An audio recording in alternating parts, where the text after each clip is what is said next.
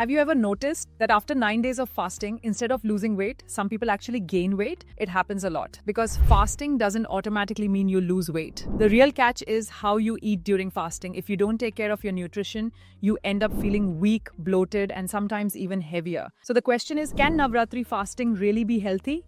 Yes, it can. If you do what I call conscious fasting. And stay with me until the end because I'll also share a simple Navratri recipe that's sattvic, high in protein, and perfect for breaking your fast the right way.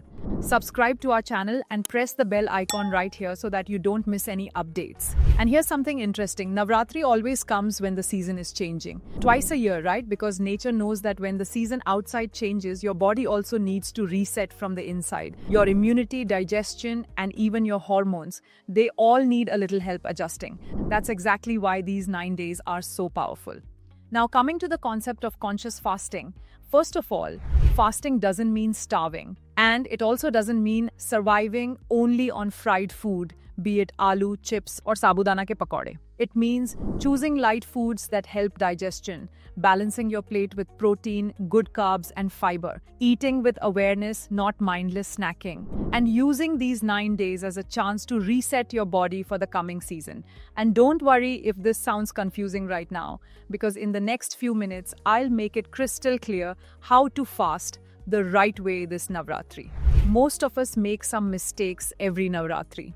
Number one is we are confused about what's healthy versus what's just traditional. We fall into the fried food trap.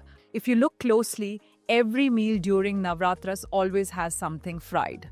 And goes without saying, we overload on carbs, we overload on potatoes, and forget about protein and micronutrients. That's why instead of feeling lighter, people often feel bloated or even gain weight after fasting. Navratri foods are actually designed to help your body adjust to seasonal change. So I will help you pick the right ones.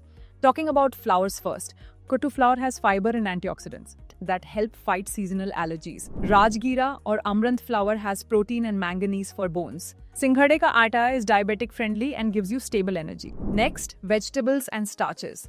Potatoes and sabudana are fine, but don't overdo them. What you need to do is boil potatoes, refrigerate them overnight. What happens this way is that the starch inside them changes its form and it now becomes resistant starch. Resistant starch doesn't spike your blood sugar the way regular starch does. It acts more like fiber, feeding your good gut bacteria and improving digestion. And because it digests slowly, it keeps you full for longer and supports your immunity. So instead of frying fresh aloo or eating hot sabudana, try this hack. You'll still enjoy your food, but in a way that's lighter, healthier, and better for your gut.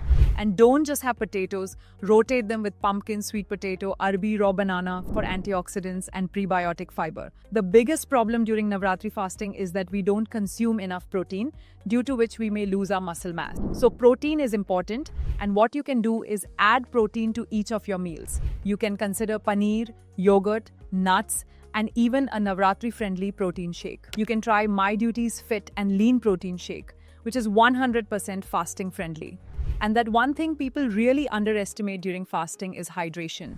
Most of the weakness, headaches, or dizziness you feel during Navratri is not because of fasting, it's because of dehydration. So keep a check on hydration with coconut water or water infused with tulsi, cucumber, and fennel. That's much better than just plain juice or tea. Later in this video, I'll show you a simple trick to make your water 10 times more effective during fasting.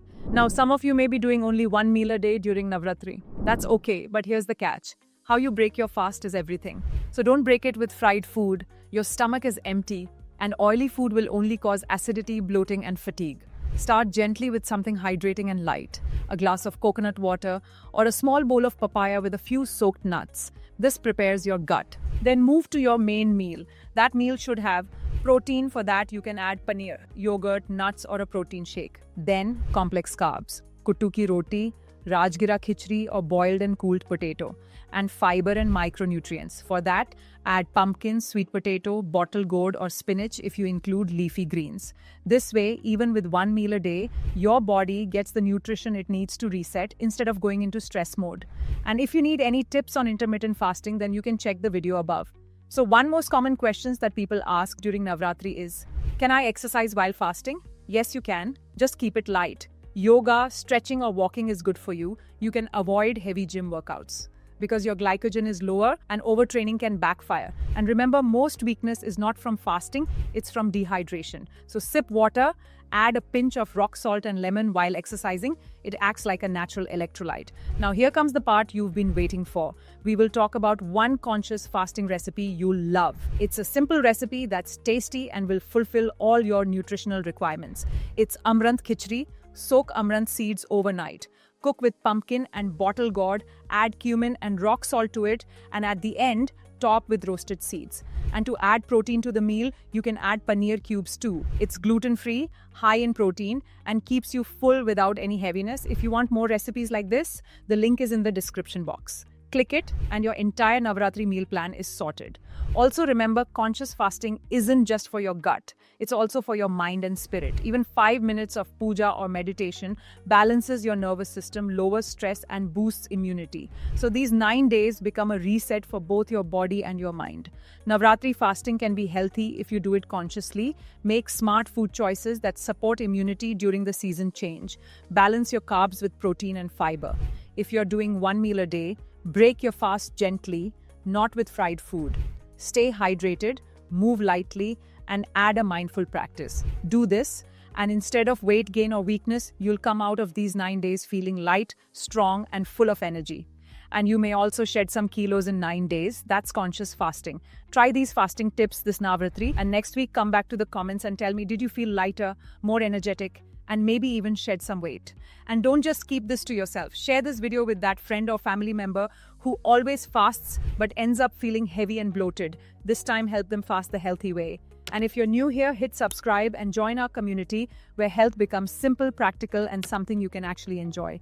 Wishing you all a happy Navratri. See you in the next video.